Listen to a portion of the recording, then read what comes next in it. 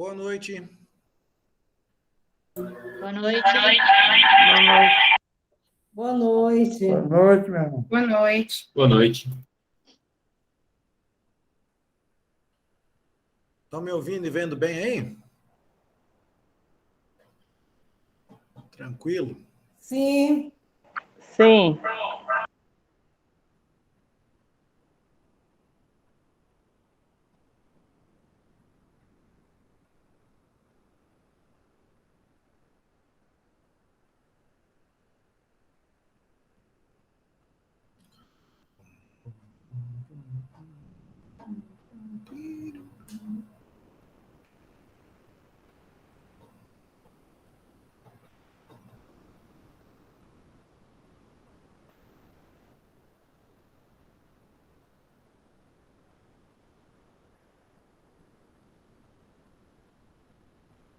Como é que faz para apresentar o slide aqui? É no apresentar agora que clica? A tela inteira ou uma janela? Se o senhor colocar a tela inteira, vai transmitir tudo que tiver na tela do senhor. Se for só uma janela, vai ser só o que o senhor quer. Bom, teoricamente é para ser assim. Entendi. Vamos ver, vamos fazer o teste aqui.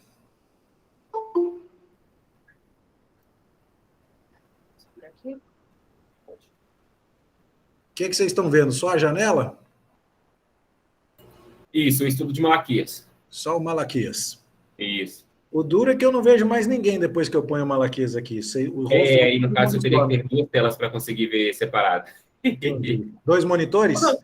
Se bem que não fica ruim. Se o senhor tirar ela do máximo e colocar ela no cantinho, só que ela fica pequena para a gente também, quando o senhor diminui. Aqui agora vocês estão vendo todos os slides, né? Todos os slides, isso. Tá bom. Parou o compartilhamento? Sim. Voltei eu. Então tá. Eu vou confiar que vocês não vão dormir enquanto eu dou a palestra, mesmo sem ver o rostinho de todo mundo. Dessa vez não está compartilhando, pastor? Não, agora não tá, né? Ah, sim. Eu tô ciente. Vou deixar para compartilhar só mesmo na hora de começar, porque é muito ruim ficar falando e olhando só para o slide e não vendo o rosto das pessoas, né? É um negócio meio solitário. Ainda bem que, graças a Deus, a gente já voltou aos encontros presenciais, mas quando era só na tela e a gente ainda dava aula sem ver o rosto de ninguém, era muito ruim. Nossa. Nossa, imagina. Complicado. Hein, pastor? Oi. Principalmente porque esse povo da IPJA é lindo, né? Maravilhoso. Modéstia à parte. Nós é nós, né? É isso aí. Vamos lá, então? Vamos trabalhar? Vamos orar e pedir que Deus nos abençoe? Dona Mariana, pode orar por nós, por favor? Sim, com prazer. Nosso Deus, nosso Pai, nós te louvamos, Senhor, nesta noite, Pai amado, por esse momento aqui agora reunidos, em Teu nome, Senhor. Te louvamos, ó Pai, porque o Senhor nos deu a vida e também, Pai, colocou fé nos nossos corações. É dom do Senhor, Pai, presente do Senhor para as nossas vidas. Obrigado, Pai. Obrigado por cada irmão que se dispôs a estar aqui agora, ó Deus, e porque o Senhor nos possibilitou de estar agora neste encontro, Pai. Ó Deus, e aqueles que não puderem neste dia, Senhor, que o Senhor também esteja com eles. Pai, muito obrigada, Senhor, por tudo nesse dia, tudo que já fizemos, todas as lutas de cada um aqui neste dia, Senhor. Muito obrigado. E obrigado porque agora estamos felizes de poder nos encontrar, Senhor, para este propósito tão bom que é estudar a sua palavra. Ó Deus, abençoe o nosso pastor Márcio, para que ele seja instrumento do Senhor nesta hora, e também abre os nossos ouvidos, ó Deus, aquieta, Senhor, a nossa mente, os nossos corações, para que nós possamos estar concentrados aqui, Pai, neste momento tão precioso, e aprender muito da palavra do Senhor. Assim, ó Deus, abençoe cada família aqui representada, a todos os nossos irmãos, ó Pai, da Igreja do Jardim América. Em nome de Jesus, conduz este estudo para a honra e glória tão somente do teu nome. Amém. Amém. Amém. Gente, vamos lá então. Como eu não tenho chance, normalmente, de acompanhar durante a semana os estudos, né? Eu não vi como é que foram dados os estudos anteriores pelo nosso irmão Fábio.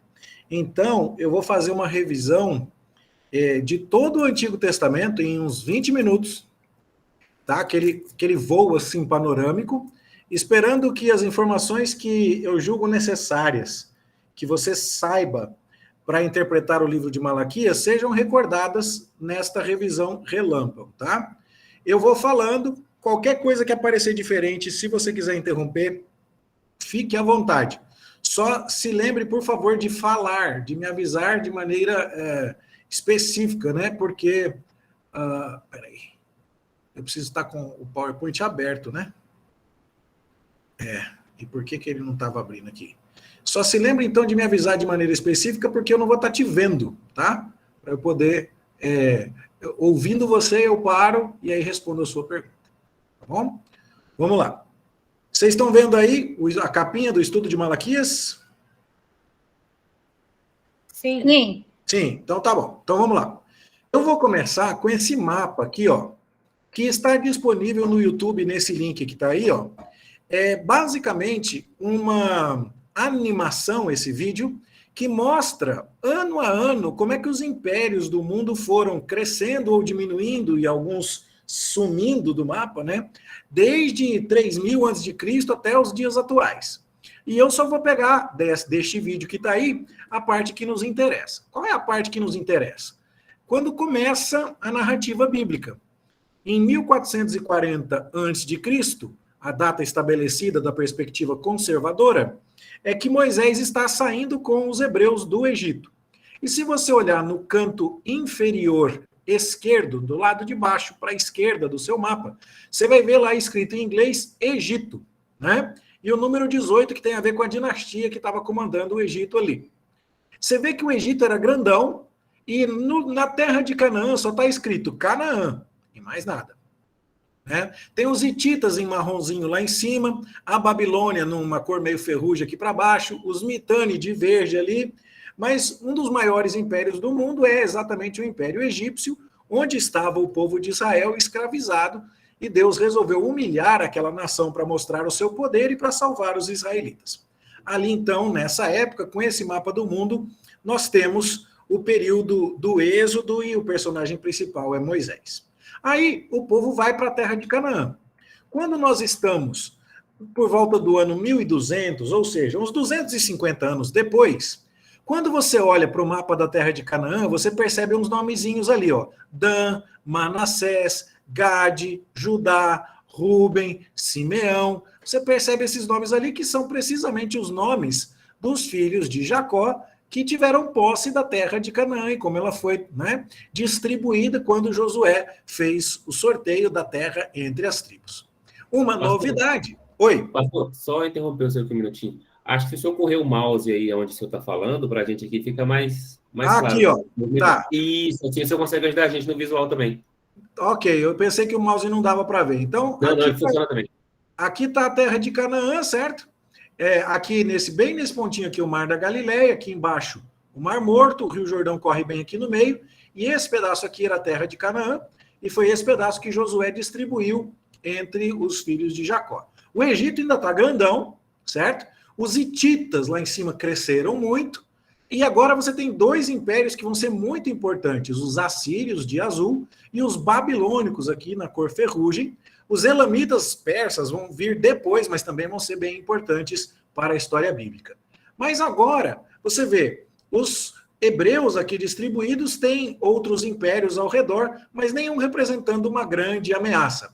Os maiores inimigos do povo de Israel na época dos juízes são exatamente os povos que habitavam a terra de Canaã, principalmente aquele que nós vimos no sermão de domingo, do gigante Golias, o povo filisteu, né? Aí então, a gente vai chegar na época em que Davi se torna o rei. Saul é o primeiro rei de Israel, Davi unifica as 12 tribos, e agora Davi expande o povo de Israel. Olha que legal como o povo de Israel agora está expressivo no mapa. O território de Israel é grande, a gente está enxergando um reino aqui, e ele está escrito até com letra grande o nome dele, Israel. É a época do Salomão. Note o Egito como é que está minguadinho, ó. O Egito sumiu aqui embaixo. E os hititas lá em cima? Sumiram. E os assírios? Não estão tão grandes. E os babilônicos? Até que estão grandes, mas está longe. Então, é a época de ouro do povo de Israel, com Davi e com Salomão, quando o reino tem os seus maiores limites. Na verdade, inclusive, o reino de Salomão chegou até aqui embaixo, no Mar Vermelho, aqui, ó. Ele chegou a tocar aqui embaixo, aqui. Esse verde, então, teria que vir até aqui embaixo. É muito território, ficou bem grandão. Só que, você sabe bem disso, Salomão caiu em idolatria e Deus dividiu o reino. Mas antes disso, vamos falar um pouquinho sobre o templo. Lá, a cidade de Jerusalém, que Davi conquistou, ela era mais ou menos desse jeito que está aqui. Ela pertencia aos jebuseus. E essa muralha que você está vendo aqui, ó, esse contorno aqui, é a antiga cidade de Jerusalém. E ela é bem perceptível, inclusive hoje. Se você olhar, você vai ver que essa é a velha parte da cidade. Aqui é uma grande eira. Eira é o lugar onde você peneira os cereais. Você põe aquele monte de grãos na peneira, joga para cima, de maneira que o vento vai levar a casca para longe e só o grão mais pesado é que vai ficar para baixo. Este lugar era onde você joeirava o trigo. Então, aqui chamava-se Eira de Araúna. Por isso que está chamando aqui em cima, ó, Araúna's Threshing Floor, que quer dizer a Eira de Araúna. Esse lugar aqui é o monte chamado de Moriá. É o mesmíssimo lugar onde Abraão ia sacrificar Isaque. E é do ladinho da cidade de Jerusalém. E foi bem ali que Davi queria oferecer um sacrifício para Deus. E o lugar pertencia a Araúna. E aí Davi falou assim, eu quero oferecer um sacrifício aqui para o meu Deus. E Araúna falou, eu vou te dar o animal para oferecer, e fique à vontade. E Davi fala, não, eu não posso oferecer ao meu Deus sacrifício que não me custe nada. E ali Davi compra esse lugar, que muito simbolicamente agora vai ser o lugar onde o templo de Salomão vai ser construído. E a cidade que Salomão agora governa, onde ele vai construir esse templo que você está vendo aqui, né, cheio de ouro e tudo mais, vai ser uma cidade onde você tem, aqui eu estou passando o mouse, a velha cidade de Davi, mas olha como ela cresceu lá para cima. O templo está aqui em cima, ó. E ainda tem todo o palácio de Salomão, onde ele abrigava suas muitas esposas e tal. E a cidade tinha, então, muita coisa, né, de glória. Foi a época, no tempo de Salomão, em que a cidade cresceu e ficou muito gloriosa. Você compara essa cidadezinha que está aqui, ó, de Davi, né, com esse templo glorioso construído ali em cima, ó, você vê que a cidade cresceu bastante. Foi a época de ouro do povo de Deus. Mas Salomão caiu em idolatria e o reino se dividiu. O reino de Israel, que está em verde aqui no norte, ficou sendo governado por Jeroboão, que era um general de Salomão. E o reino do sul, conhecido como Judá, que está aqui embaixo, foi governado pelo neto de Davi, o filho de Salomão, chamado Roboão. Isso aconteceu no ano 930 a.C. O Egito ainda está fraquinho, a Assíria ainda está lá no seu canto, a Babilônia está lá no seu canto, os elamitas estão lá no seu canto, os persas. E aí você tem lá os filisteus aqui que você está vendo, Amon, Moabe, Edom, Arã, que são aqueles povos que costumam aparecer na Bíblia, né? Estão ali. E agora? Agora você tem Israel ao norte, cuja capital é Samaria, Judá ao sul, cuja capital é Jerusalém. O reino está dividido. Só que o que acontece? O rei do norte, chamado Jeroboão, o rei de Israel, aqui em verde no mapa, ficou muito preocupado que o povo, quando viesse adorar em Jerusalém no templo, acabasse desejoso de reunificar os dois reinos. Então ele fez bezerros de ouro e colocou um em Dan e outro em Berseba, nos extremos do reino, e falando assim, aí pessoal, um em Dan e um em Betel. Dan aqui em cima e Betel aqui embaixo. Berseba é o extremo do reino de baixo. Dan e Betel.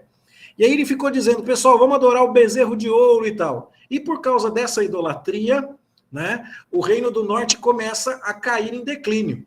E como é que Deus vai disciplinar o reino do norte? Através dos assírios. O Egito ainda está pequenininho, a Babilônia está lá no seu canto, os elamitas estão longe. Mas olha o tamanho dos assírios agora.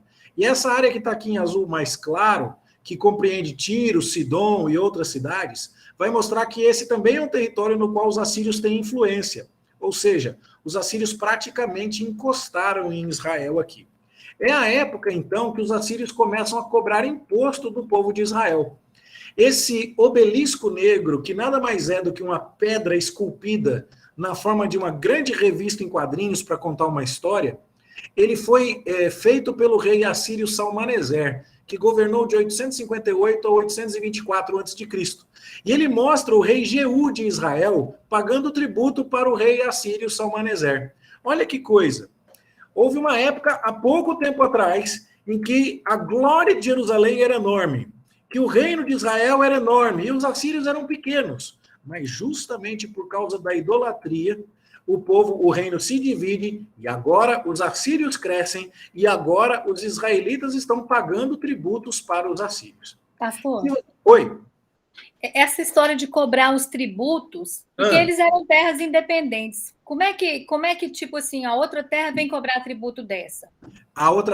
Então, na verdade, eles não eram independentes. Embora eles pudessem manter o seu próprio rei e o seu próprio governo, quando eles pagavam tributos, eles estavam dizendo assim, nós somos seus servos. E o que isso implicava? Implicava que se a Síria saísse em guerra contra a Babilônia, por exemplo, o reino de Israel tinha que mandar soldados.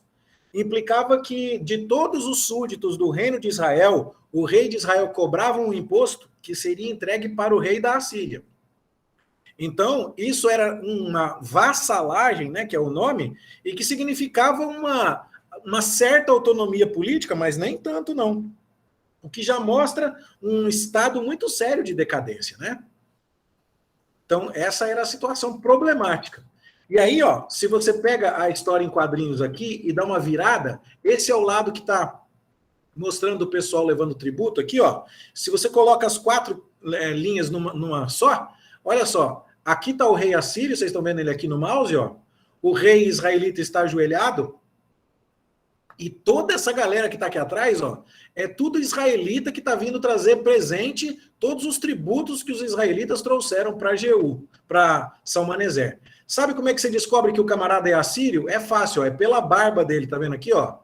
Eles têm um tipo de barba diferente. E esses daqui, ó, que estão com esse tipo de cabelo diferente, são os eunucos dos assírios. Por isso que eles não têm barba, né? Eles eram castrados para trabalhar na corte do rei assírio e não serem tentados a ficar com as mulheres e concubinas do rei. Mas e essa galera aqui que tem essa barba diferente, com esse chapéu diferente, ó? Toda essa galera de barba diferente e chapéu diferente são os judeus, gente. São, na verdade, do reino de Israel. E tudo isso aqui que você está vendo é presente que eles vieram trazer para os assírios. O que já começa a ficar claro. Se o reino de Israel vai desobedecer a Deus e cair em idolatria, Deus vai fazê-los sofrer as maldições da aliança, né? Aquela que Moisés estabeleceu com o povo lá no livro de Deuteronômio e que vocês devem conhecer bem, porque quando se estuda profetas menores, fala-se muito disso, né? Tudo bem, pessoal? Eu estou seguindo aqui. Aí, nesse caso, os tributos já foram cobrados tanto pelo Reino do Norte quanto pelo do Sul. Houve um momento em que o Reino do Sul pagou também, sim. Que iniciou com o do Norte, né? Isso. Essa comprovação arqueológica que existe até o momento fala bastante do Reino do Norte pagando tributo numa época que os assírios estavam começando a influência. Mas houve momentos, sim, em que o Reino do Sul pagou tributo. Eu vou falar sobre isso daqui a pouquinho também. Tanto para os assírios quanto para os babilônicos, né? Aí, olha só, os assírios. Olha o tamanho dos assírios. Cadê os babilônicos? Foram engolidos pelos assírios. O Egito ainda está pequenininho. Os medos e os elamitas estão lá no canto deles. Mas quem está mandando no mundo são os assírios. E é nessa época que os profetas Amós e Oséias estão falando, gente, vocês precisam abandonar a idolatria. Deus vai mandar os assírios aqui, vai ser instrumento da disciplina sobre vocês. E o Isaías, eu já tive chance de falar isso com vocês, está conversando com o reino de Judá. Quem está governando Judá, o reino do sul, é o Acás. E qual era o problema? É que tanto os israelitas quanto os sírios aqui, eles estavam querendo montar uma coligação para tentar resistir aos assírios. Mas eles queriam envolver Judá e Judá não queria. E aí, então, o Judá estava com medo dos reinos mais próximos e Isaías vai falar, teve chance de falar disso, né? Aí, moral da história, olha lá, olha como o mapa muda direitinho, ó. os assírios vão lá e tomam conta do Reino do Norte. Samaria, que é a capital do Reino do Norte, vai ser destruída no ano 722 a.C. Isso está narrado lá no segundo livro dos Reis, no capítulo 17. O que é curioso, que você pode ver, é que o Egito dá uma levantada, ó, tá vendo? A Babilônia se recupera, os medos e os elamitas estão por ali, mas os assírios é que estão mandando mesmo no pedaço, inclusive exercendo influência sobre Judá, porque Judá está debaixo da influência dos assírios, por isso que tem uma S aqui, ó. E os medos estão debaixo da influência dos assírios, por isso que eles estão em azul aqui também. A mesma coisa acontece nesses territórios aqui e nas cidades e estado de Tiro, Sidom e nas outras por aqui. Aí, o que acontece? Olha o tamanho dos assírios um pouco tempo depois. É nessa época, por volta do ano 701, que Isaías ainda está vivo, que o rei Ezequias de Judá é afrontado. Lembra que o Senaqueribe vai bater na porta de Jerusalém e dizer assim: Ezequias, renda-se. Ninguém resistiu ao meu poder, não é você que vai conseguir. E aí o rei Senaqueribe afronta a Deus e tudo mais. E Ezequias leva a carta de afronta do rei Senaqueribe até o templo e diz assim: Deus, olha o que ele está falando do Senhor. Aí Deus manda o profeta Isaías para responder para o rei Ezequias: fica tranquilo que ele não vai atirar nenhuma flecha sequer, e eu vou fazer ele voltar para sua casa envergonhado e tal. E aí acontece, né, aquilo que a gente já falou na igreja do Salmo 46, né?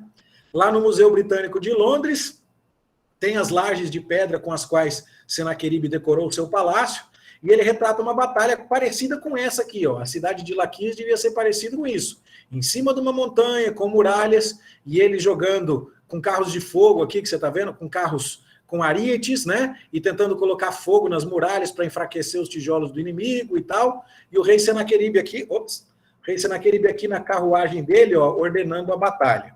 E aí você vê isso, né? O rei Senaqueribe sentado no seu trono, as barbas aqui, ó, dos assírios, é que alguém deve ter machucado o rosto do Senaqueribe, os eunucos do Senaqueribe aqui atrás abanando ele, e um servo um oficial mais importante do Senaqueribe, trazendo os generais aqui contando a história da batalha, porque eles estão com capacetes de guerra, e os judeus aqui atrás, todos envergonhados, sem armadura, talvez até nus, pedindo misericórdia, pelo amor de Deus, para o Senaqueribe não matar todo mundo.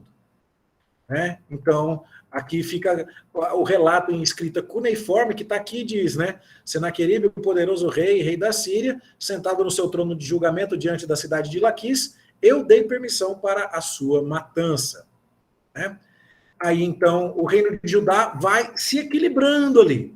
Mas porque o reino de Judá era aquele que carregava a promessa de Deus, de que um servo, um rei descendente de Davi, sempre se assentaria naquele trono, o reino de Judá foi se equilibrando, embora os assírios estivessem realmente detonando geral.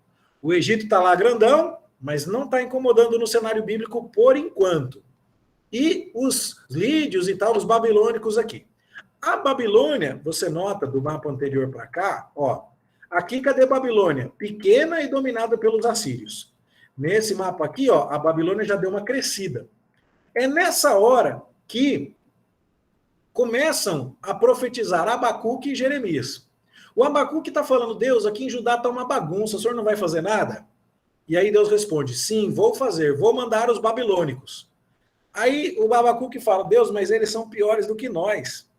Né? E aí Deus fala: mas depois eu vou puni-los. O Jeremias começa o ministério enquanto ainda são os assírios que estão dominando. Mas ele já começa a falar que Deus vai mandar os babilônicos para julgar o reino de Judá. E aí, o que vai acontecendo? De uma hora para outra, pum! Ó, nós estamos falando do ano 620, no ano 612, olha os babilônicos. E qual é a cor de Judá agora? Judá virou vermelho. Judá nesse mapa está azul, Judá nesse mapa está vermelho. Por quê? Porque Judá era vassalo. Aqui ele era vassalo dos assírios no ano 620. Agora ele é vassalo dos babilônicos. A profecia de Naum foi exatamente a profecia que falou que a cidade de Nínive, a capital dos assírios, iria cair. E, de fato, no ano 612, a cidade de Nínive caiu, conforme a gente pode ver nessa figura aqui, que, lógico, é um desenho, não é uma fotografia, né? Mas é um desenho bastante fiel. As ruínas de Nínive realmente se parecem com isso aqui, e muito. tá? E agora, quando chegou no ano 586, o reino de Judá colapsou, caiu mesmo. E essa história está narrada lá no segundo livro dos Reis, no capítulo 25, né? E a queda de Judá se deu em 3 etapas. No primeiro momento, o rei Nabucodonosor passou lá e levou, lá no ano 605, o Daniel para a Babilônia. 8 anos mais tarde, em 597, Nabucodonosor passa lá e leva o Ezequiel para a Babilônia. E 11 anos depois, em 586, o general, né, Nabopolassar, de Nabucodonosor, ele vai até lá e detona todo mundo. Não é Nabopolassar, não, eu estou com o nome na cabeça aqui, fugiu. Nebuzaradan, não vou arriscar. Eu sei que é o comandante da guarda de Nabucodonosor que passa lá para destruir toda a cidade de Jerusalém, e é o profeta Jeremias que estava em Jerusalém falando para todo mundo, galera, a gente tem que se render, porque Deus está usando os babilônicos para disciplinar o nosso povo, certo? E aí então, 3 etapas, 605, 597 e 586. Primeiro vai embora o Daniel, depois vai embora o Ezequiel, e por último cai a cidade, tendo como testemunha o profeta Jeremias. Esta é a cidade que o Nabucodonosor construiu, cheia de tesouros do mundo inteiro. Por este caminho que você está vendo aqui, que se chama caminho processional, o Daniel deve ter passado como um prisioneiro que chegava para trabalhar no palácio de Nabucodonosor, que está aqui. Né? A gente sabe muito bem como a cidade era, porque as ruínas da cidade estão lá até hoje. Né? Elas foram localizadas no século XIX e foram desenterradas e tudo mais. Aqui está a foto da ruína, que foi escavada pelo arqueólogo alemão Robert Caldewey. E ele pegou todos os azulejos que tinha na parede aqui, ó, nessa parede do caminho processional, esses azulejos daqui de cima, ele desenterrou tudo, ele desenterrou esse portão aqui inteirinho, que estava tudo na lama, debaixo da lama. Ele levou tudo de trem para a Alemanha e montou num museu lá, o Museu de Berlim. E está lá no museu para você ver. Esses azulejos são da época de Nabucodonosor e estão todos recolocados lá em escala natural no Museu de Berlim. E aqui está o caminho processional da Babilônia, nos lugares onde a Babilônia era mesmo, como foi reconstruído pelo Saddam Hussein nos anos 90. O Saddam Hussein tinha uma mania de grandeza e achava que ele era um descendente legítimo de Nabucodonosor, e ele começou a reconstruir mesmo a Babilônia. E aí você tem umas coisas meio de louco, né? Os soldados dos Estados Unidos que foram até a Babilônia para lutar contra o Nabucodonosor vendiam pela internet, no eBay, tijolos de barro que trouxeram da Babilônia na bagagem, e você podia comprar um nos Estados Unidos. É um mundo globalizado com as suas particularidades curiosas, né? Pois bem, agora, cadê o reino de Judá? Sumiu. Cadê o povo de Deus? Um pedacico de nada ficou aqui em Judá. Boa parte foi levada lá para a Babilônia, do outro lado aqui, ó, do império. Eles viajavam 5 meses correndo aqui Rio Tigre e Eufrates e depois descendo pelo caminho do mar até chegar em Jerusalém. 5 meses caminhando para fazer esse trajeto todo aqui. E os babilônicos é que estavam mandando. Eles passaram 70 anos no cativeiro. Mas o que está acontecendo do lado verde aqui? Quem é que está crescendo? Os persas. E aí, o que acontece no ano 539? Os persas dominam os babilônicos. Foi numa única noite. O neto de Nabucodonosor chamava-se Belsazar. E ele estava fazendo uma festa, e ele mandou buscar os copos de ouro que pertenciam ao templo de Jerusalém. Os copos que o avô dele trouxe quando destruiu o templo de Jerusalém. E ele quis tomar bebida na festa dele nesses copos, meio que zombando de Deus. E aí o dedo vai lá e escreve na parede, lá no palácio persa, Mene, Mene, Tekel, Parsim. O Tekel quer dizer shekel, de dinheiro, que ele foi pesado na balança, né? E o Parsim quer dizer Pérsia. E o resultado era, a Pérsia vai te vencer. Mas como vencer uma cidade como essa da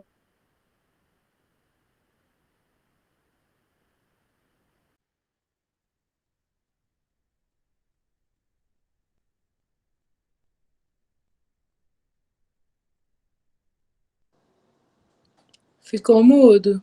Vai entrar numa única noite. E aí vem a história, né? Pastor, o senhor Sim, travou em como derrotar esse povo aqui, travou. Ah, tá bom. Como é que os persas derrotaram os babilônicos numa única noite? E vocês chegaram a pegar que o neto de Nabucodonosor estava tomando vinho nos copos do templo, né? Isso eu falei, né? Sim, e escreveu na parede lá de que os persas vão... Isso, que os persas iam tomar a Babilônia. Mas isso era meio impensável de se fazer numa noite só, porque a cidade da Babilônia, como você pode ver aqui, ó, tinha muros muito fortes, né? E como é que isso foi feito? O general de Belsazar, né, chamado Gobrias, ele desertou. Dá para ver o rio aqui no fundo, ó? Lá em cima do meu slide? O rio Eufrates passava pelo meio da cidade da Babilônia. E ele ensinou os persas a desviarem o curso do rio Eufrates, de modo que agora não tinha barreira do rio, e o exército persa entrou e tomou a Babilônia inteira numa noite só. E aí, de uma hora para outra, pum, a Babilônia inteirinha vira persa. Do jeitinho que está contado lá em Daniel, capítulo 5. E agora? Agora, os persas, eles são diferentes dos babilônicos. Os persas viram o que aconteceu com o Belsazar. O Daniel estava vivo ainda, e ele esteve vivo na época dos babilônicos e estava vivo na época dos persas.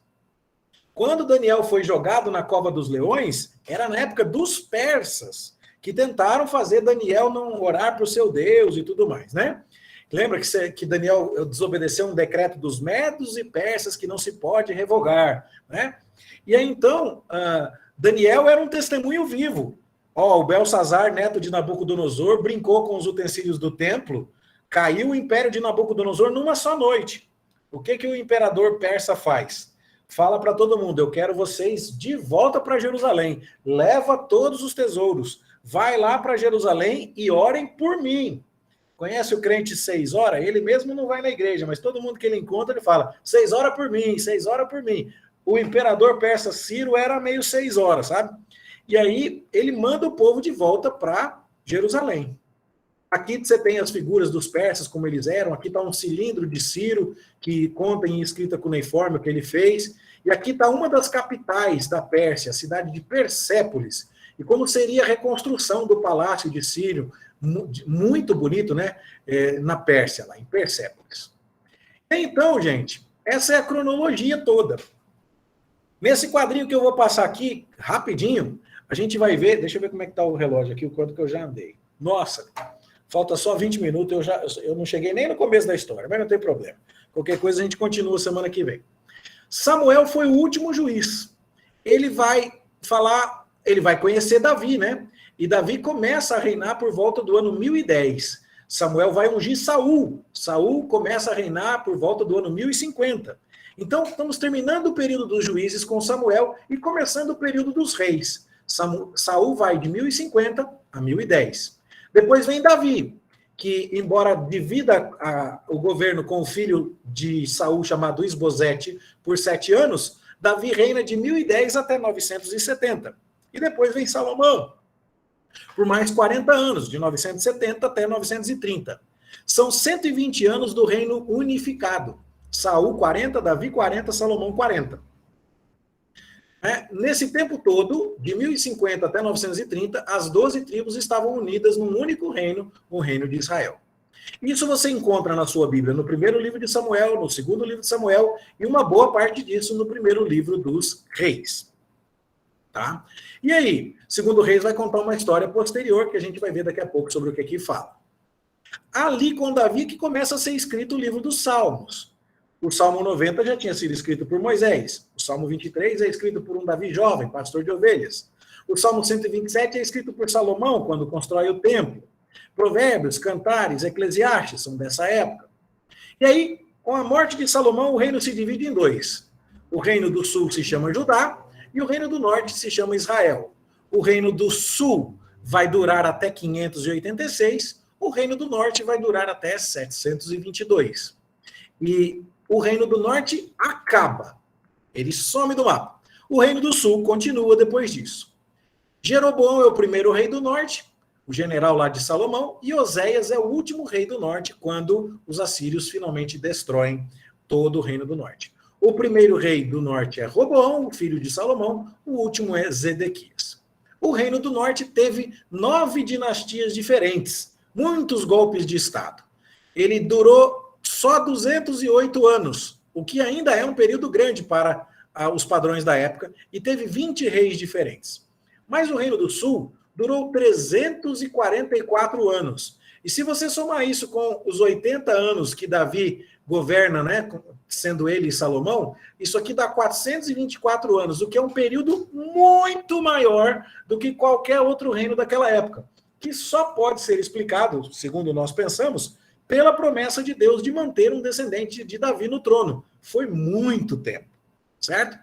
E, no entanto, uma única dinastia, desde Davi, 424 anos, com uma única dinastia, 20 reis diferentes. A história da queda do Reino do Norte está em 2 Reis, a história da queda do Reino do Sul está em 2 Reis 25, com a queda causada por Nabucodonosor. Os inimigos do povo de Deus, na época de Davi, eram os filisteus. O reino de Israel não teve grandes problemas com Davi e Salomão, e começou a ter problemas com os assírios, né? Foi assim que o Reino do Norte caiu durante a época dos assírios, né? A área verde é de influência dos assírios, é quando o Reino do Norte cai. Os babilônicos de Marrom são os que causam a queda do Reino do Sul. E depois vieram os persas, no governo persa, que o Reino do Sul volta do cativeiro. E o povo passa 70 anos em cativeiro, de 586 a 538. Aí você fala, pastor, mas não deveria ser até 516? Gente, uma das discussões mais acaloradas da Bíblia é como é que faz para contar esses 70 anos. Se você contar do ano 605, que é quando Nabucodonosor leva Daniel cativo, até o ano 539, 535, quando eles são mandados a voltar, e o tempo que eles demoram, talvez aí dê os 70 anos de maneira aproximada, tá bom? Então, é meio complicado localizar isso de maneira muito precisa, mas é um período aproximado aí de 70 anos. E aí depois, com a ascensão dos persas, é que o povo volta. E quais foram os livros que contaram isso? Bom, o livro dos reis estava contando como é que foi que governou esse povo aqui. As crônicas estão fazendo um resgate desde a época de Davi para dizer para o povo, ó, galera, agora que a gente voltou, vamos trabalhar para reconstruir o templo. Vamos recuperar aquela história bonita do nosso povo, né? E o livro das crônicas, então, cobre um período que estava cheio de profetas. Amós falou no Reino do Norte, Oséias falou no Reino do Norte, para eles abandonarem a idolatria. Como não abandonaram, o Reino do Norte caiu para os assírios. Jonas estava falando para os assírios, lá embaixo, né? Miqueias e Isaías estavam falando para o Reino do Sul, primordialmente, embora Miqueias tenha algumas profecias dirigidas ao Reino do Norte e Isaías mencione o Reino do Norte nas suas profecias. É mais ou menos nessa época que os assírios tentam derrubar o reino de Judá e o Salmo 46 é escrito possivelmente, né, por isso da interrogação aqui, para falar da vitória de Ezequias sobre Senaqueribe. Joel, a gente não sabe de que época pode ter sido dessa época. Mas Naum foi o profeta que falou que os assírios iam cair. Então a gente já sabe disso, né? Sofonias foi aquele que falou, o dia do Senhor está chegando, Deus vai mandar destruição para o reino do sul, e vai fazer isso, né, através dos babilônicos. Abacuque ficou chateado, porque seriam os babilônicos, e bateu boca com Deus. Esse povo não presta a Deus. Jeremias já falou, gente, vamos nos render aos babilônicos, porque eles são um instrumento da justiça de Deus. Aceita que dói menos. Né? Lamentações lamenta o fato de que Jerusalém caiu, quando ela de fato caiu. Obadias vai ser o profeta que vai dizer assim, vocês descendentes de Esaú, edomitas, que ficaram felizes com a queda de Jerusalém, Deus vai castigar vocês. E qualquer um que sente prazer e alegria em ver o povo de Deus sofrendo, é inimigo de Deus, e Deus vai julgar vocês. Ezequiel vai lá para a Babilônia, e lá no cativeiro recebe revelações de que Deus haveria de restaurar o seu povo. Né? O Salmo 137 relata uma experiência dessa época. nas margens dos rios da Babilônia, a gente sentava e chorava, lembrando de Sião. Daniel é um profeta que fica o tempo inteiro no cativeiro, ele inclusive morre no cativeiro, não volta, né, para Jerusalém nunca, morre por lá. E aí, quando os persas assumem e mandam todo mundo voltar, 3 pessoas são muito importantes: Esdras, Neemias e Zorobabel. Esther é importante porque tem um livro com o nome dela, né? Mas os personagens históricos importantes na reconstrução de Jerusalém são Zorobabel, Esdras e Neemias, e daqui a pouco eu vou mostrar por quê. O povo volta, mas volta meio desanimado. Volta dizendo assim, nossos dias de glória já se passaram. Nunca mais vai ser do mesmo jeito. Aí o profeta Ageu, que você está vendo aqui, ele manda o povo criar vergonha na cara e trabalhar pela reconstrução da cidade, porque Deus está fazendo a obra no meio do seu povo.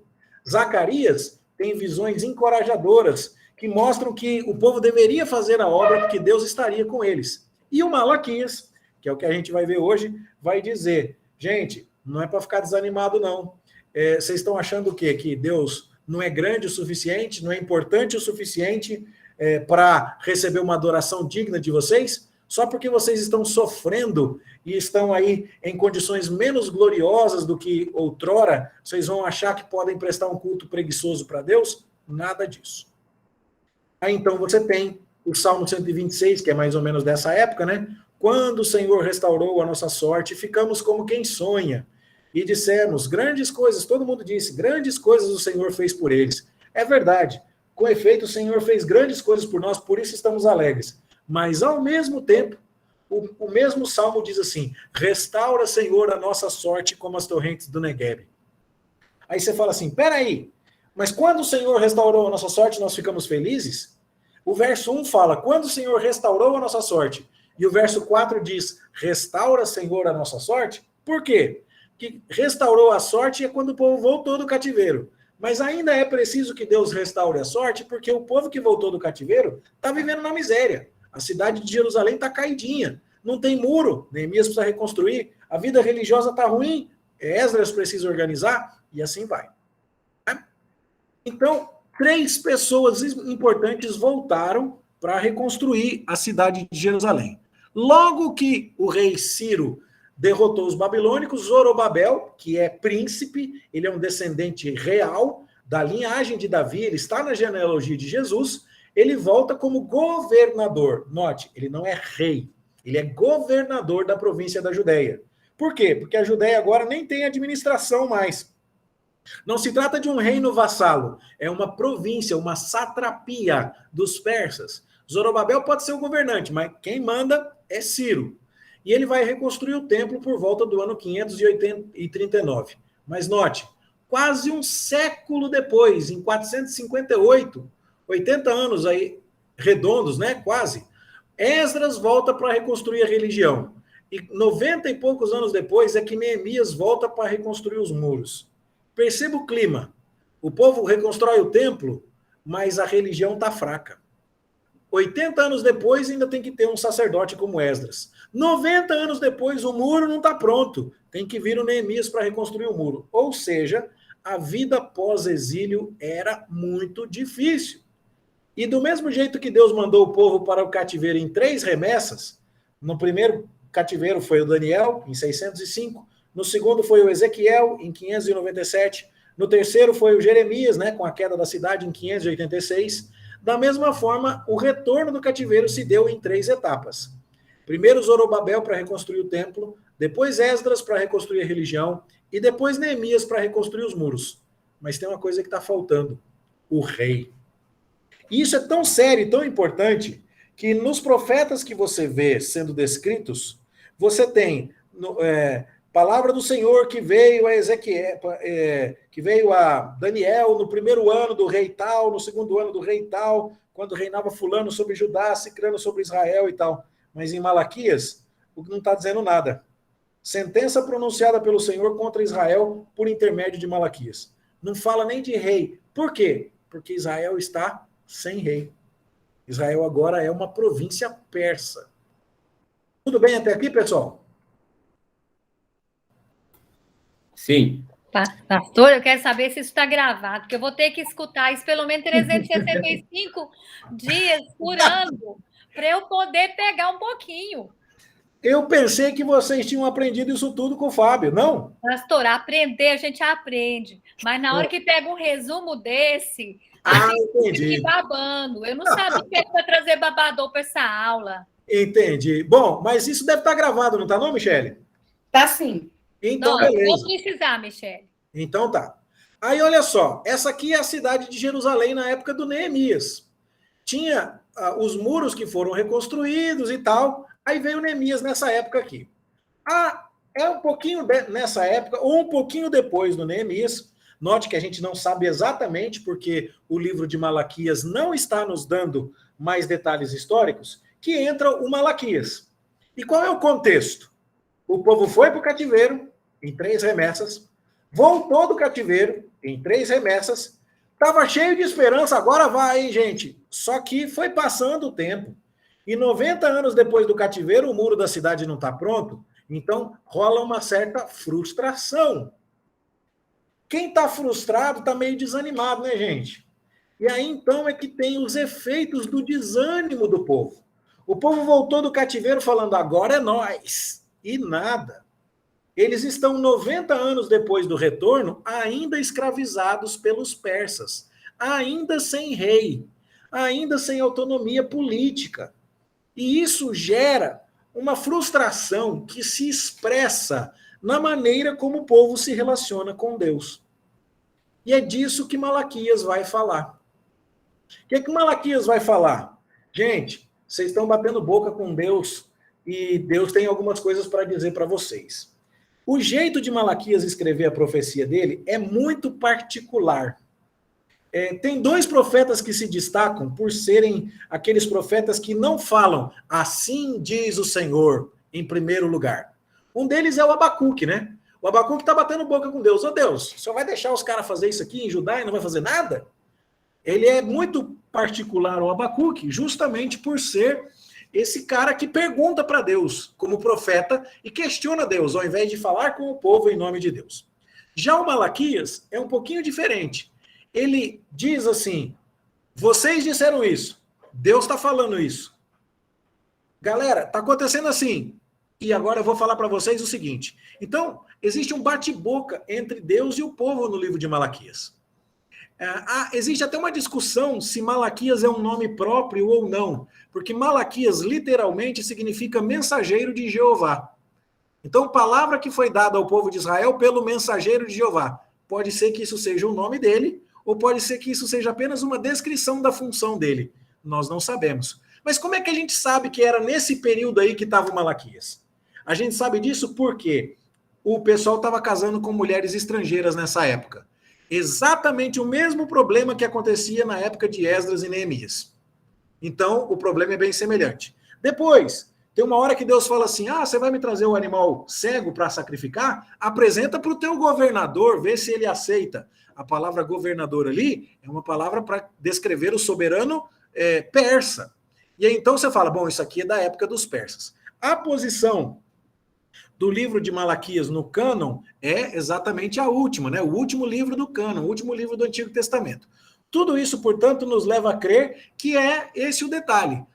O último estágio de uma certa miséria, de uma certa frustração, de um grande desânimo do povo de Judá depois de ter retornado do cativeiro. E o que o povo falava? Gente, nós estamos nessa pindaíba aí porque Deus não nos ama. E aí, então, o profeta vai dizer assim, diz o Senhor, eu tenho amado vocês. Aí o povo diz assim, mas como que nos tem amado? É quase como se o povo estivesse dizendo, o senhor não está vendo a miséria que o senhor nos largou aqui? O senhor deixou a gente sofrer? E aí Deus fala no versículo 2 do capítulo 1, eu amei a Jacó, mas eu me aborreci de Esaú. Esaú tinha um povo que ele formou, que eram os Edomitas.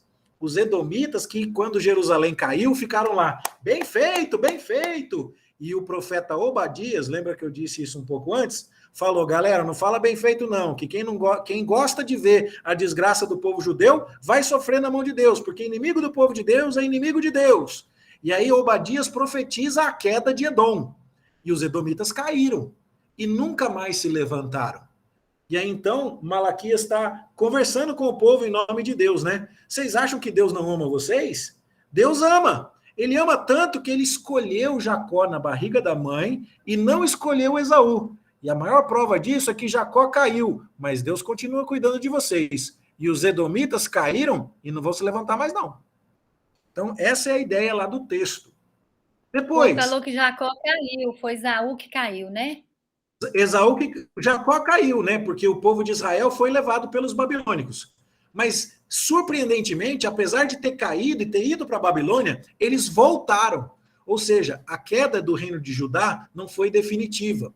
Quando acontecia de um reino importante matar um vassalo, o que se esperava é que aquele reino sumisse. Foi isso que aconteceu com o reino do norte. Samaria caiu, cadê os israelitas? Eles sumiram, sobraram só o pessoal do reino de Judá, os judeus, né? Os assírios destruíram o reino do norte, nunca mais teve reino do norte.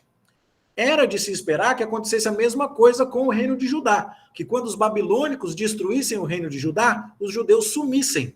Mas os judeus não sumiram. Eles foram para a Babilônia e, surpreendentemente, voltaram. E é essa a maior prova do amor de Deus. Apesar deles terem sido castigados, eles continuavam existindo. Eles foram disciplinados, mas não foram destruídos. Ao contrário do que aconteceu com os descendentes de Esaú, os edomitas, que foram completamente destruídos, como Obadias profetizou. Ficou mais claro agora? Ficou ótimo. Ok. A próxima pergunta que eles fizeram, será que Deus merece adoração respeitosa? É aquela ideia assim, Deus não deve ser tão importante não, porque olha o que ele deixou fazerem com a gente. Ele deixou os caras virem aqui em Jerusalém, pegar a gente, levar lá para a Babilônia, largou a gente lá 70 anos, devolve nós aqui, e faz 90 anos que está nessa desgraça aqui, Deus não deve ser tão importante assim, porque se fosse bom mesmo, a gente estava rico. E agora eles então ficam pensando, será que Deus merece adoração respeitosa? E aí Deus fala assim, se eu sou o Senhor, onde é que está a minha honra? Se eu sou Deus, cadê o respeito para comigo? Mas o povo fica dizendo assim, nós estamos desprezando o teu nome como? Nós estamos te profanando como? Aí Deus fala, vocês estão trazendo animal coxo ou enfermo para sacrificar. Eu vou aceitar isso da mão de vocês? Eu não tenho prazer em vocês, eu não vou aceitar isso da mão de vocês. Então, esse é o ponto que Malaquias está pegando aqui. Primeiro ponto, parece que Deus não ama a gente, porque a gente está sofrendo. Segundo ponto, parece que Deus não é tão bom assim para a gente ter que se preocupar tanto em fazer uma adoração caprichada para ele, porque afinal de contas, ó como é que nós estamos mal aqui. Terceiro, será que Deus é tão grandioso assim? Que se ele fosse grandioso, ele não deixava as outras nações mandarem no povo dele. E aí então Deus fala, meu nome é grande entre as nações, e em todo lugar me trazem ofertas puras. Mas vocês ficam dizendo, a mesa do Senhor é desprezível. Que mesa é essa? A mesa do tabernáculo, onde eles punham os pães da proposição. E eles ficavam colocando lá as coisas no templo, né? Melhor dizendo, o templo reconstruído, mas ficavam dizendo, que canseira. Vou ficar adorando a Deus aqui, pondo as coisas aqui para Deus, mas Deus não está com essa corda toda, não. E aí Deus fala, vocês me desprezam. Eu ia aceitar isso da mão de vocês? Eu sou um grande rei e o meu nome é terrível. Outra coisa, será que Deus está honrando a aliança? A aliança era aquela em que Deus falou, eu vou ter vocês como a minha propriedade peculiar entre todos os povos. Um descendente de Davi sempre vai se assentar no trono. E aí Deus falou essas coisas, mas eles já tinham voltado há 90 anos e não tinham o rei davídico. E eles não estavam, dominando como nos gloriosos dias de Salomão. Será que Deus estava cumprindo a sua parte? E aí Deus fala, foi vocês que violaram a aliança de Levi. Tem a ver com o sacerdócio levítico lá atrás, né? Os sacerdotes agora não estavam mais preocupados em agradar a Deus, eles estavam profanando o santuário do Senhor, casando-se com adoradoras de deuses estranhos. O que é isso? Os sacerdotes tinham que se casar só com mulheres israelitas. Aliás, todo judeu tinha que se casar só com adoradoras do Deus verdadeiro. Não foi assim que Salomão caiu, casando-se com adoradora de Deus estranho? E aí Deus está dizendo, vocês é que estão pisando na bola, não sou eu. Quem não está cumprindo o combinado é vocês, não eu. E vocês perguntam por quê? E ele está dizendo, eu fui testemunha da aliança que vocês fizeram com a esposa de vocês e como vocês repudiaram as esposas de vocês para casar com outras mulheres estrangeiras. Ou seja, não era Deus que não estava cumprindo a parte dele, era o povo que não estava cumprindo a sua parte. Próxima pergunta. Deus vai julgar os ímpios? Era como se eles estivessem olhando e vendo quem fazia coisa errada se dando bem e falando assim, pode fazer errado que não vai dar nada não. Deus não vai corrigir mais ninguém, não. Deus não está mais nem aí para isso, não. Ele tem coisa mais importante para fazer. E aí, então, Deus fala, vocês estão me enfadando com essas palavras. E ainda ficam me dizendo, em que te enfadamos, Deus? Quando vocês pensam, qualquer que faz o mal passa por bom aos olhos do Senhor. Onde está o Deus do juízo? É como se o povo estivesse dizendo, Deus não nos ama, Deus não merece uma adoração respeitosa, Deus não está honrando a aliança, Deus não está nem aí para nada e Deus não julga quem faz coisa errada. E Deus fala assim, eu vou mandar o anjo da aliança, ele está falando aqui de Jesus, eu vou chegar até vocês em juízo e o Messias vai purificar adoradores. Você lembra de Jesus falando em João 4? O Pai procura adoradores que o adorem em espírito e em verdade? Jesus veio para nos purificar e nos fazer adoradores. Ele veio para dizer assim, eu vou agora preparar um povo que quando esse povo vier adorar a Deus, eles vão prestar adoração respeitosa. E eles vão entender o quanto que Deus é importante e o quanto Deus honra a aliança, porque ele está mandando o seu filho Jesus, descendente de Davi, ele está cumprindo todas as suas promessas e ele está preparando um povo que vai adorar ele sem desrespeito. Esse é o assunto do livro de Malaquias. Aí, nas partes finais, Deus começa a falar então, gente, desiste dessa ideia. Vamos recuperar as perguntas aqui. Eu amo vocês. Eu mereço adoração respeitosa. Eu sou grandioso. Eu estou honrando a aliança. Eu vou julgar os ímpios. Então, me honrem. Como? Nos dízimos e nas ofertas. Tornem-se para mim. Venham me adorar, que eu vou me voltar para vocês. Como? Sejam honestos para comigo, respeitosos para comigo nos dízimos e nas ofertas. É por isso que vocês não estão indo para frente. Porque vocês acham que eu sou pouca coisa, vocês acham que podem me ignorar, vocês acham que podem tirar aquilo que é meu e não devolver o dízimo e oferta que me pertencem. E é por isso que vocês não estão indo para frente. Honrem-me e provem-me nisso, e vocês vão testemunhar da minha grandeza. E depois, por que vocês deviam fazer isso? Né? Vocês estão dizendo que é inútil servir a Deus, mas Deus termina dizendo assim, os justos vão ser poupados no dia em que Deus vier visitar o seu povo. O sol da justiça, falando de Jesus, né, vai nascer para aqueles que temem a Deus. Certo? Então, essa é a essência da mensagem do profeta Malaquias. Coisinha rápida, coisinha básica, tranquilo, vai cair na prova, viu, pessoal? Todos os slides aqui vai cair na prova. Mas deu para ter uma ideia do que é aqui? Em suma, o que é a mensagem de Malaquias? Um povo sofrido que resolveu descontar o seu recalque em Deus e que não percebeu que a culpa era deles e não de Deus. Deus mandou eles para o cativeiro? Mandou. Mas por quê? Porque eles estavam em idolatria.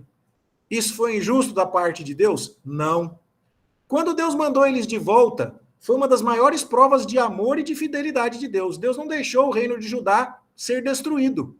Isso é altamente incomum na história. Eles voltam, reconstroem o templo, reconstroem a vida religiosa, reconstroem os muros. Mas você sabe como é que é bicho ser humano, né? Sempre quer mais. E aí fica, cadê o rei? Cadê o rei? E aí então, como estão com pressa, resolvem rebelar contra Deus e falar, Deus não nos ama, Deus não é tão importante, Deus não merece adoração, Deus não está cumprindo a aliança, Deus deixa os ímpios fazerem o que querem, não toma providência. E aí Deus fala assim, pode parar com essa conversa. O meu nome é grande, eu amo vocês, eu sou digno, vocês estão me roubando, parem com isso, mudem de vida. E quando vocês, já que vocês não estão fazendo isso, quando eu mandar o meu mensageiro, né, o meu anjo do Senhor, que é o Senhor Jesus Cristo, ele vai terminar o serviço, e aí vocês vão ver o quão grande eu sou, e aí vocês vão me prestar adoração verdadeira. Bem resumidão, essa é a mensagem de Malaquias. Ok? Tudo bem aí? Você vê como é importante estudar história e geografia para poder entender a Bíblia? Não tem como. Por isso que às vezes as pessoas pregam pouco nesses livros, porque o cara tem que saber história e geografia de monte. Aí ele dá preguiça e fala assim, prega aí num salmo aí, num provérbio aí, pronto, e taca-lhe pau. Né? Mas olha quanta coisa você perde se você ignora esse contexto. O que eu acho que é importante demais para nós? Às vezes você se sente motivado a vir na igreja adorar a Deus no dia que você está contentão. Deu tudo certo, ganhou aumento, foi promovido. Aí você fala, agora eu vou adorar a Deus. Aí, de repente, acontece um negócio na sua vida que você não previu, um acidente, alguma coisa, uma despesa, uma doença. Aí você fala assim, não, hoje não vou adorar a Deus coisa nenhuma. Ué, o que aconteceu? Deus, por acaso, deixou de ser grande? Não. Deus continua no trono. E então, a gente não deve se deixar dominar por circunstâncias na hora de adorar a Deus. A gente tem que colocar o foco na pessoa de Deus e na sua glória. Deus algum dia vai ficar menor do que ele é? Impossível. Quando as coisas não estão acontecendo do jeito que a gente queria, ou é porque Deus tem planos melhores para nós que podem envolver sofrimento. O apóstolo Paulo sofreu por causa do evangelho. O que ele fez de errado quando foi apedrejado em Listra? Resposta, nada. O que ele fez de errado quando foi preso em Filipos? Resposta, nada. Quando foi levado aos tribunais em Corinto? Nada de errado. Quando foi desesperando da vida, falou, agora eu morro aqui em Éfeso, o que ele fez de errado? Nada. Quando foi preso em Jerusalém, o que ele fez de errado? Nada. Mas Deus disse claramente, através de Ananias, esse para mim é um vaso escolhido e eu vou mostrar para ele quanto importa sofrer pelo meu nome. Quando a gente lê o que o nosso irmão Fábio pregou no domingo, né, de Paulo mandando uma carta para Timóteo na fila lá da morte, do corredor da morte, você não vê um Paulo dizendo assim, Timóteo, vê se presta atenção para você não acabar que nem eu não, viu, seu infeliz? Adora a Deus, mas não precisa também pegar pesado não, porque, fui apedrejado, fui escoteado e agora aqui, agora não tem ninguém comigo. Então, serve a Deus aí, mas maneira. É isso que Paulo fala? Não é isso que Paulo fala. Então, é porque Paulo não se deixa guiar por circunstâncias. Quem está a fim de contribuir, de servir, de adorar, de orar e de ler a Bíblia só quando o vento parece estar soprando a favor, não entendeu Malaquias. Então, isso é muito importante. Quem acha assim, estou sofrendo, Deus não me ama. Deus mandou o Filho amado, em quem ele tem grande prazer. Ele mandou o céu abrir para dizer isso para todo mundo ouvir. Esse é meu Filho amado. Ele mandou aquele para a cruz. Você acha que com você vai ser o quê? Disney? E Beto Carreiro? O tempo inteiro? Não vai ser assim não, amigão. Pode se preparar aí, porque no mundo nós teremos aflições. Mas nem por isso Deus vai deixar de ser digno do nosso culto e da nossa adoração. O livro de Malaquias é um manual de adoração, convidando a gente a adorar a Deus e prestar honra a Deus pela sua grandeza e por aquilo que ele está fazendo. Aquele povo não conseguia entender isso. Apesar de estar vivendo dias difíceis, aquele povo viveu um resgate sem precedentes na história. Eles foram para o cativeiro e eles voltaram do cativeiro. E eles reconstruíram o templo. E Deus ainda está dizendo, né, como ele falou por boca do profeta Ageu, que vocês já devem ter estudado, que ele ia encher aquele santuário novo com mais glória do que o templo de Salomão, porque o próprio Senhor Jesus ia pisar naquele santuário. A glória do Senhor ia estar lá. O sol da justiça ia brilhar diante dos olhos do povo de Deus. Então, em suma, bem resumidão, esse é o caso. Alguma pergunta aí? 9h05. Nossa, deu até uma horinha. Nem passou muito. Em suma, essa aqui é a história. Tudo bem, gente? Perguntas, contribuições? Pastor, nós temos que tirar o print da tela de todos os participantes. Aí, Michele, você toma conta? Sim, nós vamos tirar um print aqui.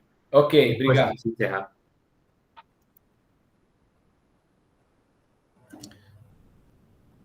Mas não, todo mundo não estava com a tela aberta. Vamos convidar todo mundo. Estão abrindo aí, beleza. Isso. Dona Rosimar não abriu ainda. Sueli. Vai tirar aí. Vou ficar aqui perto do Adriano. Sueli está aí. Pronto. Aí.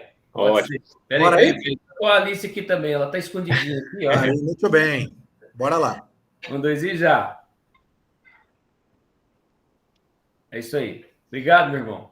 Valeu, Obrigado, gente. Muito Semana que vem, boa aula. Olha só, semana que vem a gente vai ver o período interbíblico. Se não der para terminar numa aula, não tem problema. Nesse comecinho de ano eu consigo ainda, na terça-feira à noite, dar mais um pouquinho. Mas se você achou que precisou de muita história na aula de hoje, prepare-se para a semana que vem. Ali o bicho pega.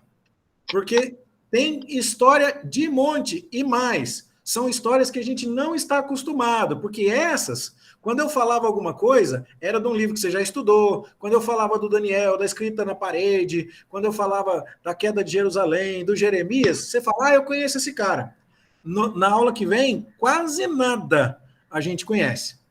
Mas é tão importante, porque quando você abre as páginas do Novo Testamento, tem um negócio lá que até agora eu não falei. Eu falei tudo sobre o Antigo Testamento e não usei a palavrinha sinagoga. Mas quando você abre o Novo Testamento, pum, sinagoga está lá. Eu falei tudo sobre o Antigo Testamento e não usei a palavra fariseus. Mas quando você abre os evangelhos, pum, fariseu está lá. O Antigo Testamento foi escrito em hebraico. Quando você abre o Novo Testamento, pum, já é grego. Olha só. E é grego, mas quem está mandando no mundo são os romanos. E aí, em cima da cruz de Jesus, está escrito em letras gregas, romanas e hebraicas. E quem está julgando Jesus não é nem o governador judeu, e nem o imperador persa, e nem o imperador romano. Quem julga Jesus é o sacerdote. Mas sacerdote não julgava ninguém. Nossa, que bagunça que é essa? Como que as coisas ficaram desse jeito? Precisa entender o período interbíblico. Não percam! Tá? Semana que vem, nesse mesmo bate-horário. Fala aí, Janaína, você quer fazer uma pergunta? Pastor, aqueles slides vai ficar disponível? O slide eu vou mandar o Pix para vocês. Avanço. Eu vou mandar o Pix para vocês fazem o Pix, eu mando o slide aqui, tá bom? Brincadeira. Ela é nova, né? Não assusta não, Janaína. Eu vou mandar o PDF dos slides daqui a pouquinho lá no grupo da família IPJA. Nossa, é porque foi muito interessante ver geograficamente mesmo. Nunca tinha visto, assistido uma aula assim. Achei muito interessante. Então tá legal. Só, vocês não espalham, tá? Mas isso é a minha matéria de introdução e análise do Antigo Testamento no seminário. É aula de nível seminário aqui.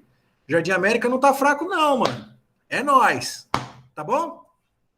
Então tá jóia, gente. Obrigado, pastor. Deus abençoe. Boa noite. Um abraço para vocês, viu? Fica com Deus. Boa noite. Boa noite. Tchau. Tchau, boa noite.